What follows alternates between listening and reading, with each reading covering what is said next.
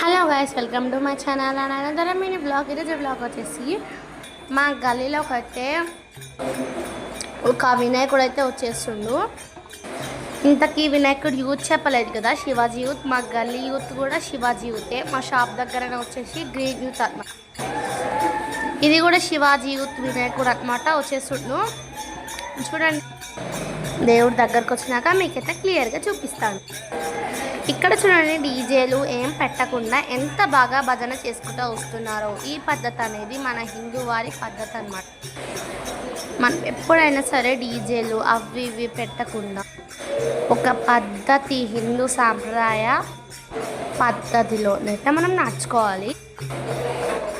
చూడండి, ఇక్కడ blue colour ఇల్లు అయితే నవ్యక్క వాళ్ళ ఇల్లు అనమాట. వినాయకుడి దగ్గరనైతే ఇట్లా భజన చేసుకుంటూ వస్తే డీజేలు ఏం పెట్టద్దు అనమాట.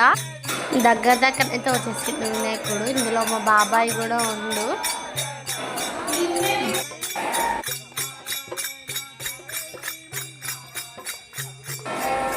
వినాయకుడు అంటే నాకైతే చాలా ఇష్టం. మరి మీలో ఎంతమందికి దేవుడు ఇష్టమో నాకైతే కామెంట్ చేయండి.